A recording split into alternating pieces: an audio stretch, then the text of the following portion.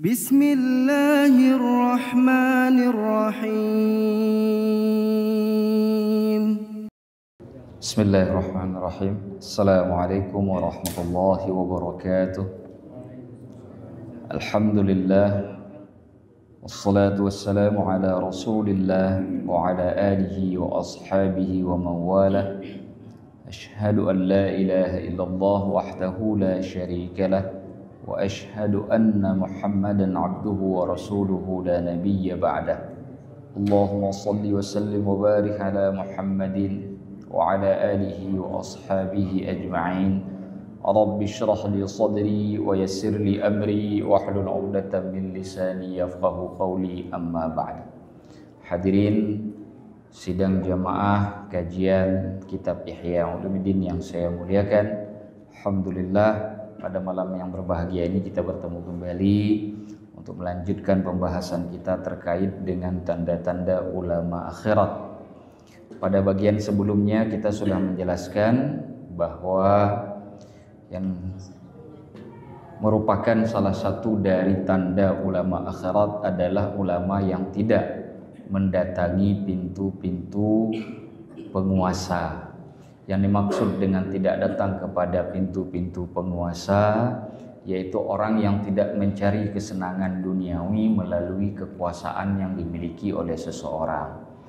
Akan tetapi kami ingatkan kembali bahwa kalau kita sekiranya melihat ada seorang ulama bertemu dengan umara, maka tidaklah layak kemudian kita langsung mengambil kesimpulan bahwa itu adalah ulama dunia.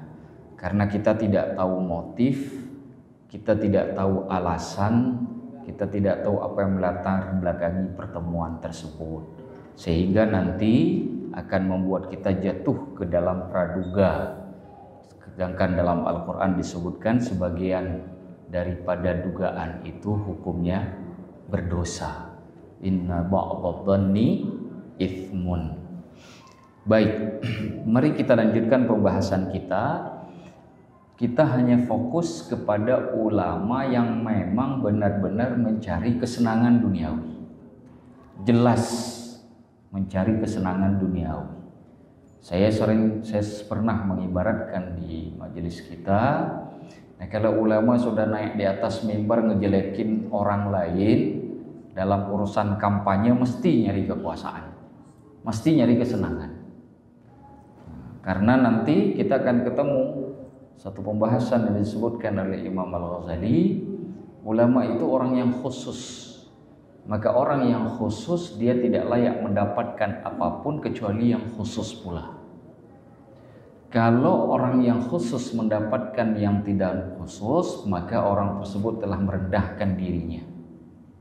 Sedangkan Allah tidak senang kita merendahkan diri. Yang disenangi Allah itu merendahkan hati, bukan merendahkan diri. Apalagi kemudian menjual ilmu untuk kepentingan pribadi demi kesenangan yang bersifat duniawi. Wa qala Sufyan, Imam Sufyan Ats-Tsauri berkata, fi jahannam wadin, ada sebuah lembah di dalam neraka. Di dalam neraka itu ada suatu lembah, la yaskunuhu, lembah itu tidak akan pernah dihuni oleh siapapun illal qurra, kecuali orang yang belajar ilmu, orang yang membaca, orang yang menuntut ilmu, az-zairuna lil muluk, yang setiap saat itu datang ke penguasa. Itu tempat mereka, itu disiapkan tempat khusus di dalam neraka. Berarti saya nggak usah jadi orang alim, Ustaz. Kenapa? Potensi saya datang ke penguasa besar. Nanti saya tinggal di lembah itu. Nah, itu juga salah cara berpikir seperti itu ya. Wa qala Hudzaifah sahabat Rasulullah sallallahu alaihi wasallam berkata, iyyakum wa mawafiqil fitan. Hendaklah kalian menghindari tempat-tempat terjadinya fitnah. Jadi hukumnya wajib. Di dalam Islam menghindari tempat fitnah itu hukumnya wajib. Wajib hukumnya. Jadi kalau ada yang bilang mustahab sunnah itu salah. Menghindari tempat fitnah wajib. Ini kita datang ke kios kedai kopi, itu lagi ada orang fitnah macam-macam tuh. Nyebarin fitnah macam-macam. Kita wajib pergi dari tempat itu. Gak boleh duduk lagi lama-lama di situ. Bayar kopi langsung berangkat. Karena menghindari tempat fitnah hukumnya wajib. Tidak ada perdebatan di kalangan para ulama terkait dengan hal itu. Sepakat, ulama akidah, ulama fikih, ulama hadis, ulama Al-Quran, mufassir maksudnya, ulama tasawuf, sepakat semuanya. Tempat fitnah wajib dihindari, hukumnya mutlak. Qila, lalu ditanya kepada Hudzaifah, wa ma hiya? Apa itu tempat-tempat fitnah? Kalimat wa ma hiya tentu kita tahu bahwa itu tidak merujuk ke semua tempat. Biasanya kalau di kalangan para ulama menjelaskan sifat sesuatu yang sifat itu umum, maka pertanyaan yang diajukan biasanya ingin mencari satu hal yang spesifik, yang khusus, yang itu besar sekali fitnahnya. Maka ditanya kembali, karena kan fitnah itu terlalu banyak. Qala abwabul umara, pintu-pintu kekuasaan, pintu-pintu penguasa, itu tempat fitnah. Yadkhulu ahadukum 'alal amiri, salah seorang di antara kalian datang ke penguasa. Fayusaddiquhu bil kadhibi, lalu dia membenarkan dustanya penguasa tersebut. Zaman kita kenal dengan istilah buzzer. Ya, kita kenal dengan istilah buzzer. Nah itu nih, di kelompok ini. Ini kelompoknya nih. Saya tidak tunjuk orang. Karena haram hukumnya membenarkan kedustaan dan mendustakan kebenaran. Dulu Rasulullah Shallallahu Alaihi Wasallam sebelum turun ayat itu masih mengikuti, begitu juga dengan para sahabat, tradisi orang jahiliyah karena belum turun ayat, belum ada hukumnya, belum ditetapkan oleh Allah. Salah satu kebudayaan orang Arab, anak angkat itu sama hukumnya seperti anak kandung. Anak angkat hukumnya sama dengan anak kandung. Kita tahu Rasulullah punya anak angkat, namanya Zaid bin Harithah. Itu budak Rasulullah yang dimerdekakan kemudian dijadikan anak angkat oleh Nabi. Zaid menikah dengan seorang wanita Quraisy yang kedudukannya sangat tinggi, cantik pula. Zainab binti Jahsh namanya. Zainab menikah dengan Zaid tidak terlalu suka. Kenapa? Karena Zaid ini asalnya budak dari negeri Syam. Dia dijual di pasar Ukal, dibeli oleh keponakannya Khadijah. Ceritanya tuh. Oleh keponakannya Khadijah, setelah dibeli dihadiahkan kepada Khadijah. Itu cerita Zaid bin Harithah. Ketika diberikan kepada Khadijah, Khadijah memberikan Zaid itu sebagai hadiah kepada Rasulullah. Sama Nabi, jadilah Zaid bin Harithah budak beliau, dimerdekakan oleh Nabi, dijadikan anak angkat. Dulu karena anak angkat statusnya pada masa jahiliyah sama dengan anak kandung, istri, mantan istrinya anak angkat haram dinikahi lagi oleh ayah angkatnya. Itu ceritanya tuh. Kembali ke cerita Zaid bin Harithah tadi dengan Zainab binti Jahsh, terjadilah perceraian.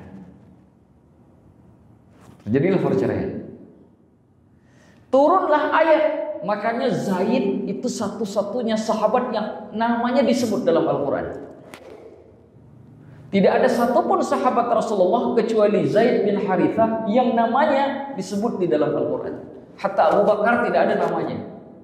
Rasulullah ketika berada di Gua Hira bersama Abu Bakar, itu ayatnya hanya cerita teman Nabi, nggak disebut namanya. Tapi khusus untuk Zaid namanya disebut gara-gara kasus ini. Kenapa? Karena Rasulullah diperintahkan oleh Allah untuk menikahi Zainab. Itu bekas istrinya anak angkat. Itu ceritanya tuh. Kenapa? Karena orang Quraisy saat itu biasa kan? Kalau bahasa kita sekarang apa? Selintingan. Bukan selintingan, si fitnah. Apa bahasa kita hari ini? Macam-macam tuh di media sosial kan? Ribut tuh. Muhammad nikah sama bekas anaknya sendiri. Begitu tuh. Kata orang Quraisy. Tuh begitu. Dalam hal ini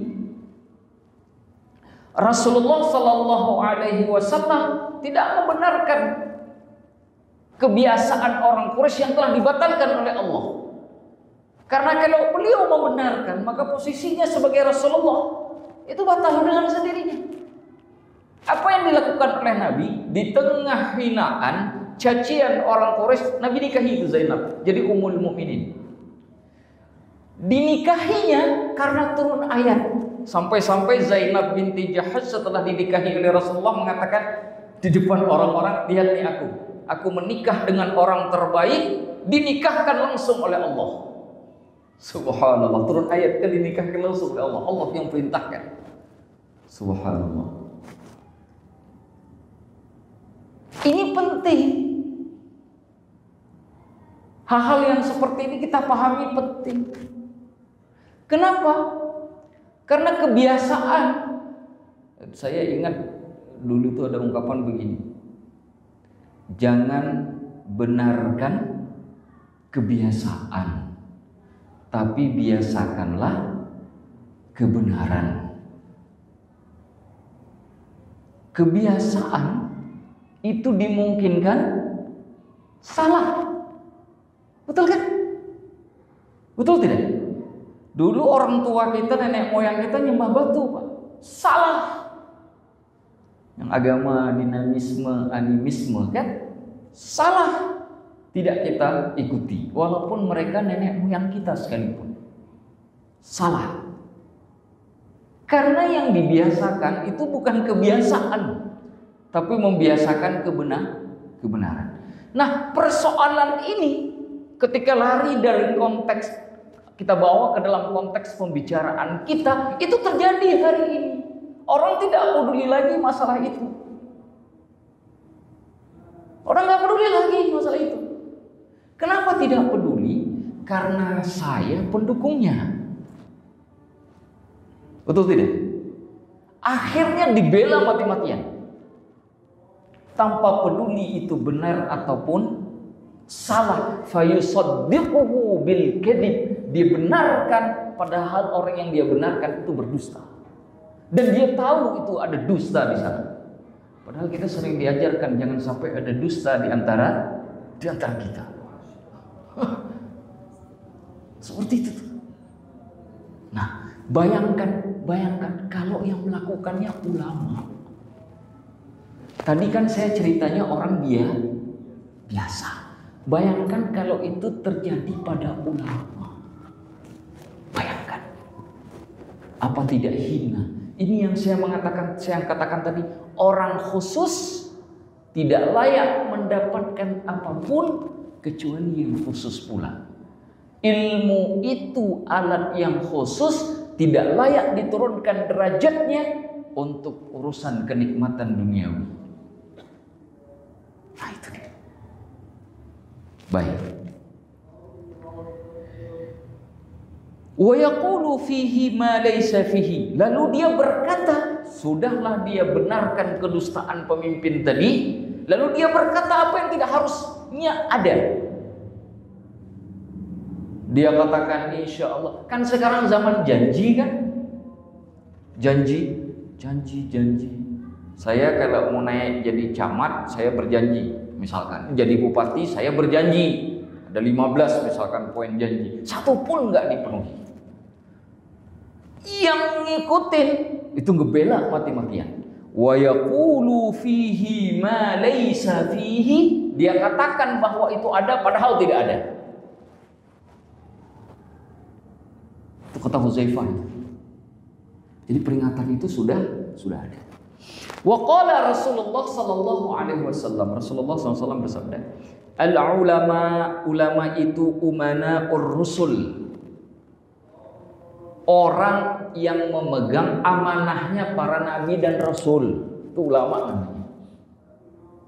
Karena yang sanggup megang amanahnya nabi dan rasul itu cuma ulama, gak ada orang lain. Umana itu dari kata amin, orang terpercaya. Itu amin itu. Nabi bergelar al-amin.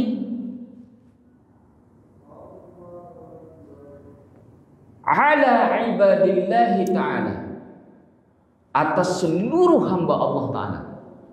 Itu ulama tuh. Apa yang dulu disampaikan oleh para nabi dan rasul, yang jaga hari ini tuh ya ulama, supaya itu nggak lekang di tangan umat, tidak pergi dari tengah-tengah umat. Itu tugas ulama, itu bukan yang lainnya.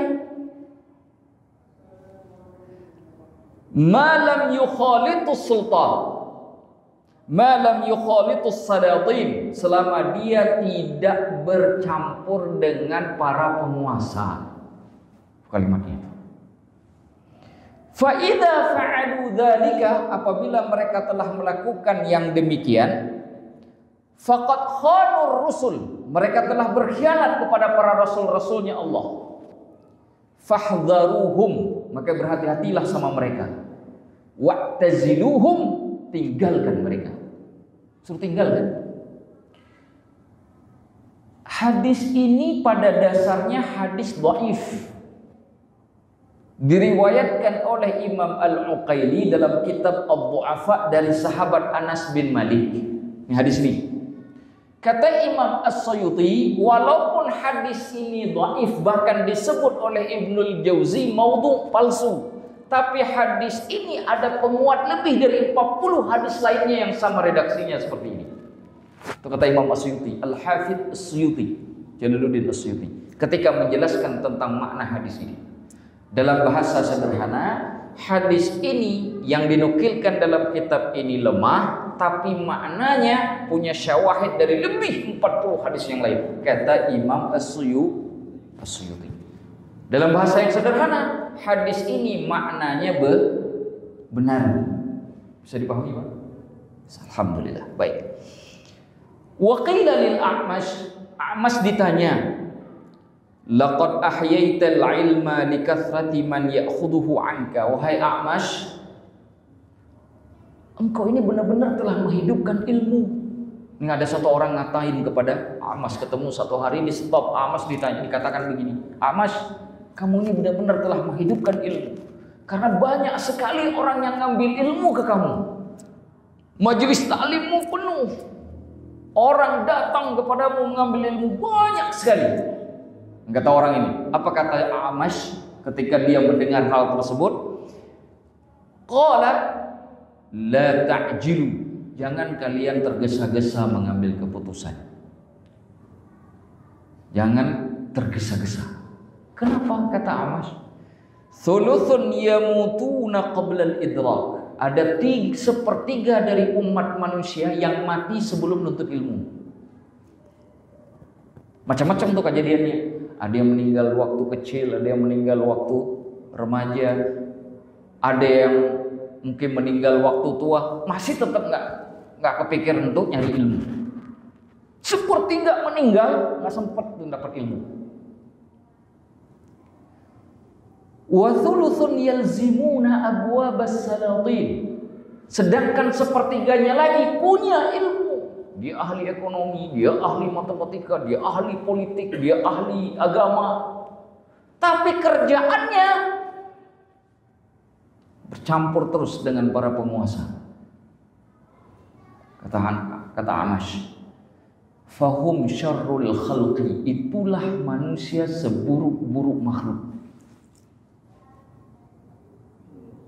Kata A'mash, Wathuluthul baqi, dan sepertiga lainnya, la yuflihu minhu illal qalil, tidak pernah ada di antara mereka yang berhasil kecuali sedikit saja.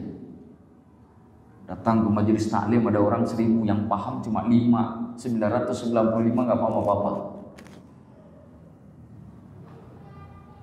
Kenapa nggak paham? Tidak membekas ilmunya.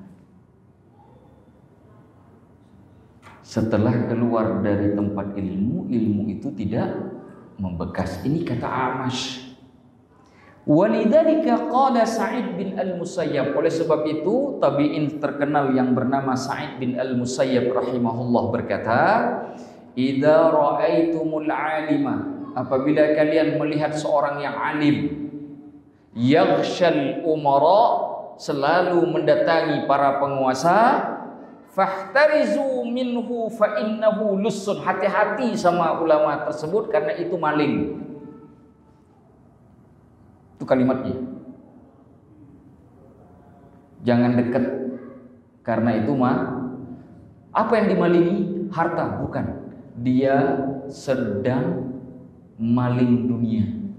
Karena Allah sudah memberikan akhirat, dia tinggalkan akhirat, dia malingkan dunia karena Allah tak kasih dunia untuk dia. Karena Allah kasih ilmu, orang yang dikasih ilmu berarti dunia sudah tidak diberikan. Allah kasihkan akhirat. Sekarang dia maling karena dia mencoba mencuri dunia dari Allah karena Allah tidak memberikan kepada dia. Lalu dia tinggalkan akhirat yang Allah berikan kepadanya. Maka disebut pencuri. Wa qala al-Auza'i, Imam Al-Auza'i, ini gurunya, salah satu dari guru Imam Asy-Syafi'i, salah satu imam mazhab dari Ahlus Syam, berkata, "Ma min syai'in," tidak ada sesuatu pun, abghadu ila Allah Ta'ala, yang paling dibenci oleh Allah Ta'ala, min 'alimin yazuru 'amilin. Min 'alimin yazuru 'amilan, daripada orang alim yang mendatangi orang yang kerja. Maksudnya orang alim datangin umara, ulama datangin umara. Itu dibenci sekali oleh Allah.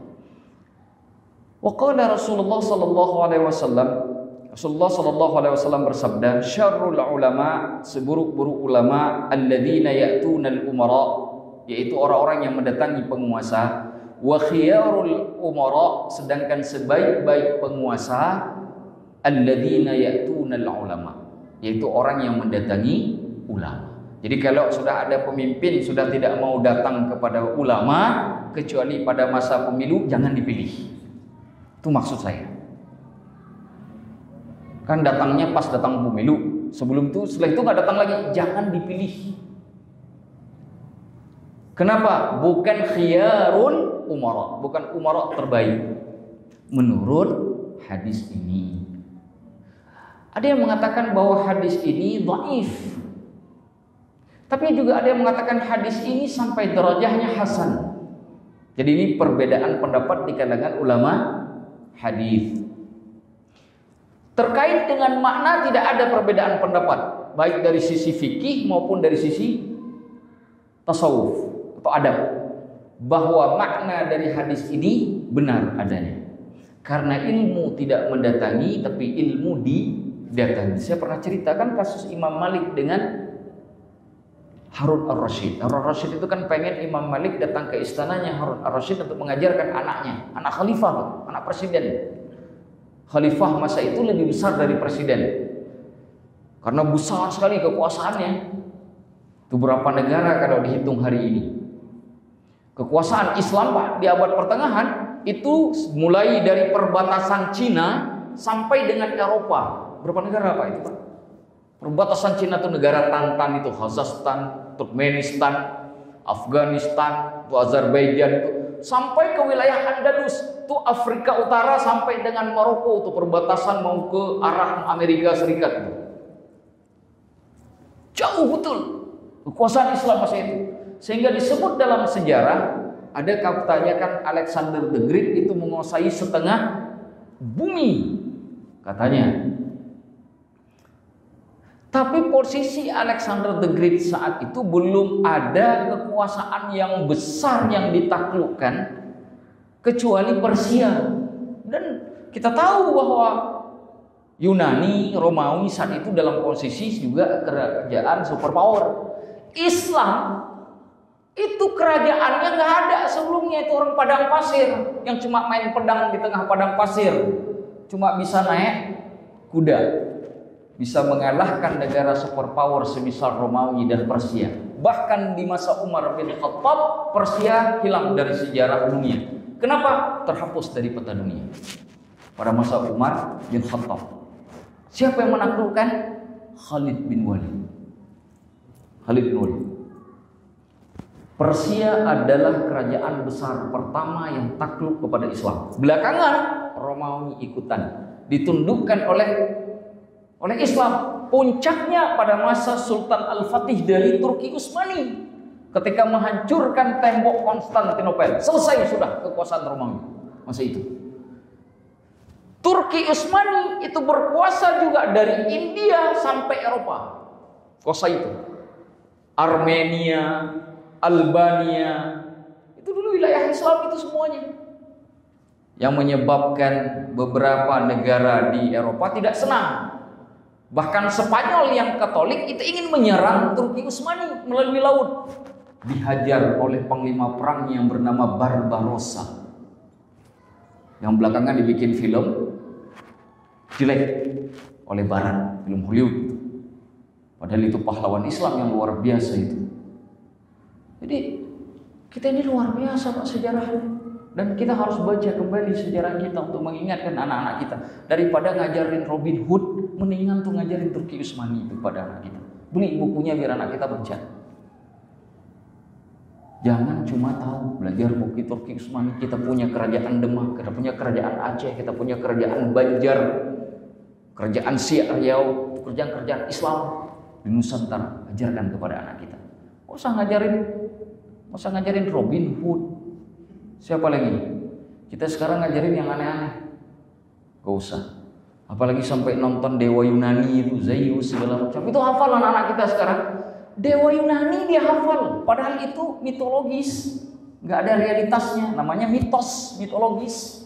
Itu kita ajarkan kepada anak kita, masuk ke dalam rumah kita. Sedangkan tokoh-tokoh seperti Abdurrahman Ad-Dakhil. Abdurrahman Ad-Dakhil di umur 18 tahun itu bikin kerajaan Islam di Andalusia. 18 tahun Pak. Kita udah 40 tahun, Al-Quran belum bisa baca. Astaghfirullahaladzim. Abdurrahman Ad-Dakhil 18 tahun bikin kerajaan Islam di Andalusia, punya peradaban di Eropa. Kita sudah umur lebih 40 tahun, Al-Quran belum lancar. Bagaimana kita ngomong peradaban Islam? Jadi ini tantangan. Saya menceritakan ini untuk menyemangati kita, bahwa selalu ada harapan kalau kita mendidik generasi muda kita dengan bagus. Selalu ada harapan. Tidak boleh putus asa.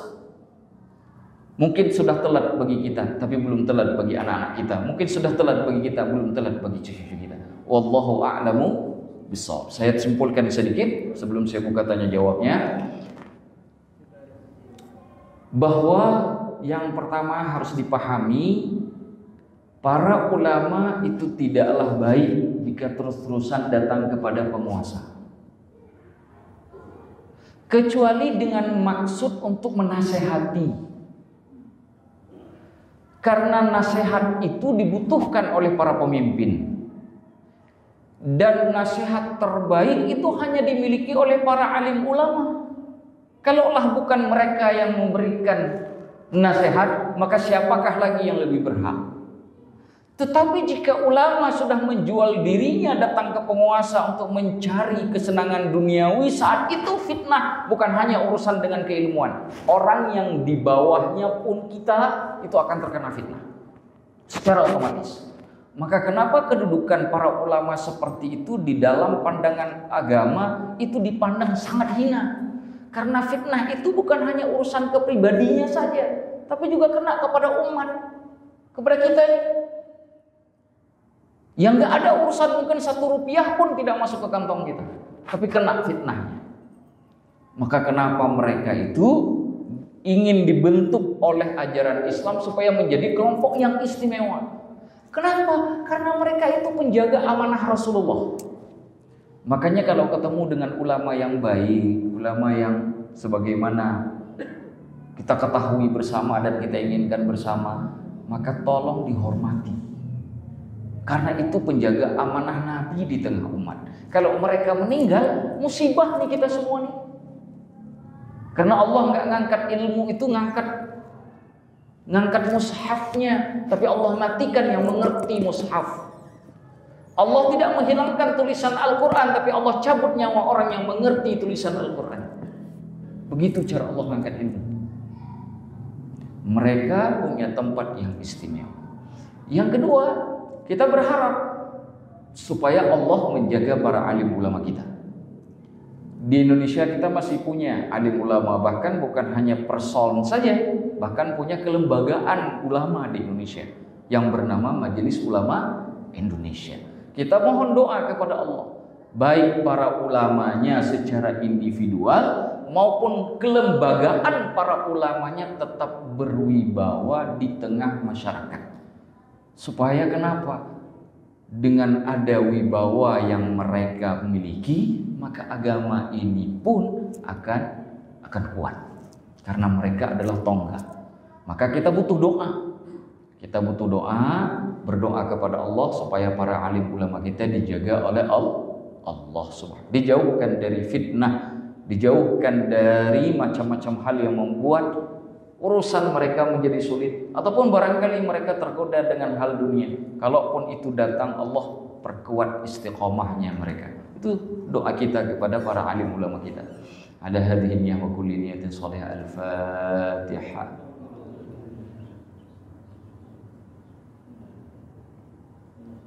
Shiratal.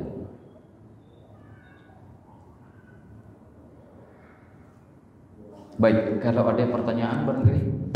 Terima kasih kepada Ustaz Yusra untuk menyampaikan materi dan semoga pada Bapak ada yang mau ditanyakan, dipersilakan. Dua pertanyaan dulu. Yang pertama, kami persilakan. Ustaz tanya. Iya. Bismillahirrahmanirrahim. Tadi Ustaz sempat menjawab ada yang belum saya tahu, karena tadi Ustaz kalau belum menyebutkan di ayat Al-Quran mengenai anak-anak. Tadi saya menerima, saya lihat yang anak-anak di Quran kan hanya satu sahabat yang ada di Quran, satu. Selanjutnya ini Ustaz, saya tertarik dengan tadi pembahasan mengenai ulama. Siapa yang ulama dan penguasa, walaupun tidak semua ulama itu juga ada nama itu yang menang. Tetapi di dalam Al-Quran kan ada yang bisa sesungguhnya hamba Allah yang kepada Allah itu adalah ulama. Kalau masalah tidak seperti yang dalam itu. Ini kan apakah ulama yang disebutkan di sini kan ini Ustaz? Seharusnya kalau ulama itu sudah memahami ayat ini, seharusnya dia takut kepada Allah. Hamba-hamba yang takut kepada Allah adalah ulama, seperti itu. Tapi kenapa ulama ini kok terkesan ada dua? Ulama Ulama akhirat. Nah, maksud saya, bagaimana kita menyikapi terhadap ulama yang mungkin itu aja. Ada dua pertanyaan. Terima kasih Ustaz. Saya jawab yang Assalamualaikum. Saya jawab dulu yang kedua. Ulama pada akhirnya tetap adalah manusia. Ada dua makhluk Allah yang selalu diuji dan berakhir ujiannya ketika Allah sudah mencabut nyawanya, yaitu manusia dan jin. Hanya para nabi dan rasul saja yang dijamin oleh Allah maksum. Hanya para nabi dan rasul. Sedangkan selain nabi dan rasul tidak ada kemaksuman yang dijamin oleh Allah dan rasul. Di kalangan manusia selain nabi dan rasul, hanya dari kalangan para sahabat saja yang dijamin masuk surga berdasarkan hadis-hadis dan dalil-dalil yang sahih. Seperti 10 sahabat yang dijamin masuk surga, cucu Nabi Hasan dan Husain, istri-istri Nabi, itu kan Nabi sendiri langsung menyebutkan. Yang dijamin langsung. Nah sekarang pertanyaannya, selain mereka tidak ada satupun yang dijamin. Tetapi Allah memberikan sifat Nabi memberikan sifat, yang punya sifat ini mesti ke surganya Allah, yang punya sifat ini mesti ke nerakanya Allah. Nah sekarang bagaimana dengan ulama? Kembali kepada poin pertama saya tadi, bahwa ulama pada akhirnya tetap manusia, punya nafsu, punya keinginan. Kalau keinginannya tersebut sesuai dengan apa yang diinginkan oleh Allah, itulah jalannya ke surga. Sebaliknya, ketika nafsu yang dimiliki oleh seorang ulama tersebut tidak lagi sesuai dengan Allah dan Rasul, disitulah problemnya. Nah, apakah ulama tidak bisa kemudian dipengaruhi oleh nafsu dan iblis atau syaitan? Kita jawab, bisa saja. Mana dalilnya? Masa Bani Israel. Masa Bani Israel itu kan ada doa ulama besar dari kalangan Bani Israel yang diijabah oleh Allah. Sampai Nabi Musa nggak bisa masuk kota Mesir tuh gara-gara doanya. Saya tanya, ada nggak ulama masa sekarang di negeri kita yang sehebat itu? Tapi ketika meninggal, dihinakan oleh Allah.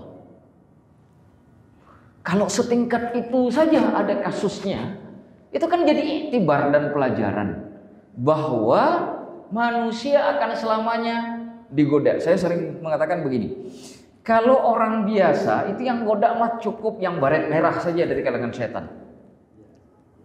Tapi kalau yang ulama, mesti yang datangnya juga ulamanya mereka, ulamanya setan. Ulama itu kan artinya orang pintar gitu kan, punya pengetahuan. Tapi kalau Nabi dan Rasul mesti iblis yang datang. Dia nggak percaya kepada pengikutnya. Kan saya sering cerita tuh hadis yang ditangkap oleh Rasulullah itu iblis ketika Nabi sholat. Itu ditangkap, Nabi sampai salah baca ayat itu. Itu kan iblis yang ditangkap oleh Nabi itu. Kalau urusannya Nabi dan Rasul, iblis nggak percayakan kepada anak buahnya karena tahu ini lawannya berat. Dia datang langsung. Nah kalau yang model bangun jam subuh jam 7 pagi, itu kan yang cabak-cabak baru tamat kemarin sore. Ya kan? Subuhnya jam 7, yang baru tamat kemarin Pak, baru lulus tes kemarin itu yang diutus sama iblis. Remeh-temeh banget. Bahkan ada rumah yang nggak diganggu oleh iblis karena dianggap rumah koalisi. Orang nggak pernah bangun subuh buat sholat subuh, kan rumah koalisi jadinya. Sama iblis, kata iblis nggak usah diganggu lah. Apain capek-capek, nggak diganggu aja nggak bangun. Apain juga capek dibangun. Jadi ada tingkatan. Nah ulama juga ada tingkatannya. Ada yang kuat, tapi kan ada juga yang, dan sejarah menceritakan itu. Pak kalau saya ceritakan, saya tidak akan sebut namanya. Itu ada penghafal Quran jadi murtad Pak. Ada orang hafal Quran sudah 30 juz tapi bisa murtad. Ada kasusnya itu.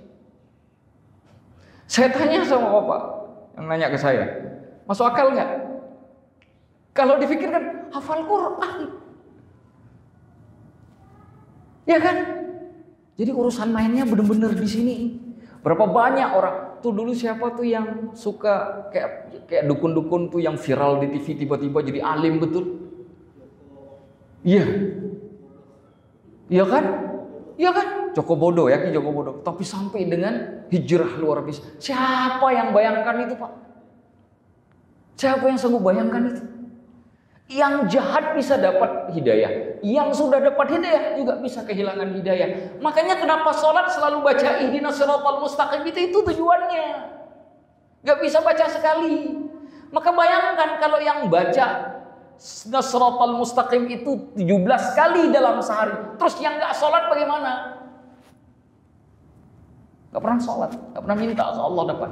Yang baca saja dimungkinkan hilang, karena dia hanya membaca dengan lisan tapi tidak lagi masuk hidayah Allah itu dalam hatinya.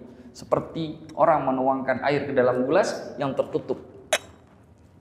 Ini kan air sudah mulai kosong, saya tuang airnya biar masuk, tapi ini enggak saya buka. Masuk gak airnya Pak? Begitulah dia baca ihdinas siratal mustaqim setiap waktu dalam sholatnya, tapi Allah sudah tak mendengar, Allah sudah tak peduli. Apa yang terjadi? Baca ayat selanjutnya. Siratal ladzina an'amta 'alaihim.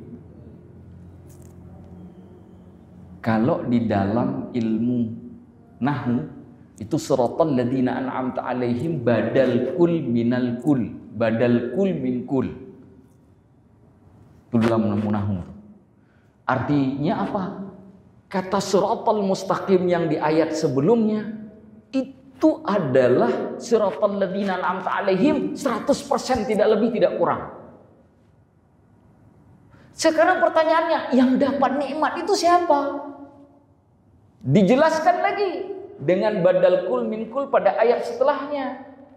Ghairil maghdubi alaihim waladdallin. Orang yang dapat nikmat itu bukan orang yang dapat kemarahan, yaitu orang dari kalangan Bani Israel, juga bukan orang yang kemudian tersesatkan karena merubah ayat-ayat Allah seperti kalangan Nasrani. Kita baca nanti di ayat yang lain. Wa may yuti'illaha wa rasul, siapa yang ikut Allah dan Rasul, fa ulaika alladzina an'ama Allahu alaihim, merekalah orang-orang yang diberi nikmat oleh Allah atas mereka. Ya kan? Apa nikmatnya yang Allah berikan kepada mereka? Minan nabiyyina wasyuhada'i was-shadiqina dari kalangan para nabi, kalangan orang yang syahid, jujur, baik, dan orang-orang soleh. Itu yang ghairil, yang siratal ladzina an'amta alaihim tadi itu. Nah, kalau yang enggak dapat hidayah, mesti dapatnya yang ujung, ghairil maghdubi alaihim waladdallin itu. Ya kan? Nah, jadi kalau ditanya, benarkah bahwa para ulama itu adalah makhluk Allah yang paling takut kepada Allah? Kita jawab iya. Tetapi bisakah kemudian ada di kalangan mereka yang kemudian salah jalan? Kita jawab juga iya. Dalam bahasa sederhana adalah kita ini makhluk ujian, diuji terus. Dan ujian itu tidak berakhir sampai berakhirnya hidup. Jadi kalau tidak mau diuji ya mati. Itu aja jawabannya. Tidak peduli siapapun orang itu. Ya kan? Tidak peduli siapapun. Wallahu a'lam. Makanya kita butuh berdoa banyak-banyak. Terkait dengan ayat tadi, biar tidak panjang nih waktu sedikit, nanti habis ini saya kasih ayatnya habis salat Isya, boleh Bapak-bapak nanti saya titip ke DKM. Ayat berapa, surah berapa nanti. Kalau perlu ditempel-tempelin lah seperti ini. Ada kalimat Zaidun. Allah. Baik, ada lagi mungkin? Tinggal berapa menit lagi? Ada 3 menit lagi. 3 menit lagi soalnya. Satu lagi? Ya? Tidak ada. Beda, mohon ditutup. Baik. Apa yang dimuliakan oleh Allah Subhanahu wa taala, kita sebentar lagi, sekitar 3 menit lagi ya. Kita mau melakukan salat Isya. Apa yang kita jelaskan tadi itu terkait dengan ulama dunia. Tapi saya kembali kepada poin pertama. Kalau kita melihat ada pertemuan ulama dengan umara, jangan cepat-cepat mengambil kesimpulan. Saya khawatir, takut kita jatuh ke dalam prasangka. Sedangkan sebagian prasangka itu merupakan dosa. Apalagi kalau kita prasangkanya ke ulama, itu lebih gede lagi tuh dosanya. Jadi hati-hati. Wala tajassasu, jangan cari-cari kesalahan. Udah diem aja dah. Kalau nggak tahu udah diem aja, nggak usah cari-cari. Sampai telepon teman, itu tadi kemarin begitu, itu gimana sih? Nah, nggak usah, cukup dah diem aja dah. Wala tajassasu. Itu yang paling penting. Tajassus itu nanti badan intelijen namanya jasus. Agen-agen intelijen itu kalau bahasa Arab namanya jasus. Dia cari-cari itu. Nah, orang suka cari-cari itu jasus.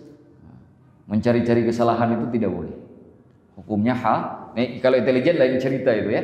Nah, maksud saya dalam fenomena sosial kemasyarakatan itu tidak boleh tajassus. Itu yang makna dari ayat dalam surah Al-Hujurat.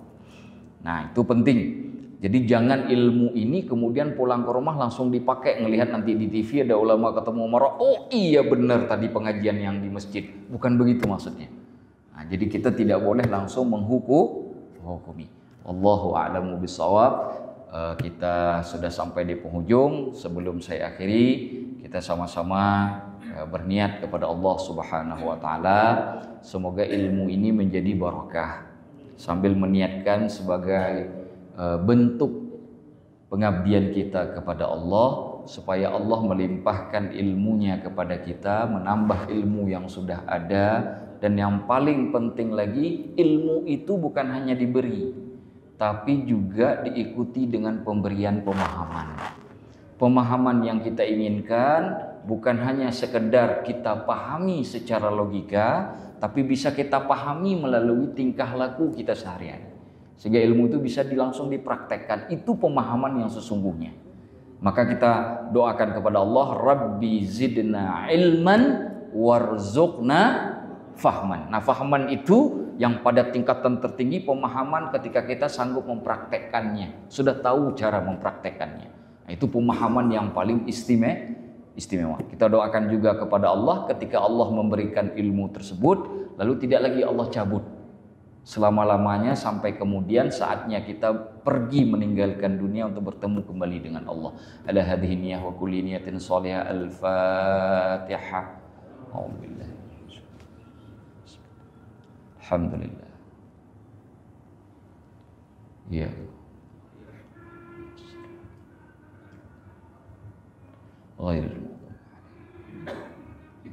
Saya akhiri sampai di sini karena waktunya sudah tiba. Hadanallahu wa iyyakum ajma'in. Aqulu qawli hadza wa astaghfirullahal azim. Wassalamualaikum warahmatullahi wabarakatuh. فبأي آلاء ربكما تكذبان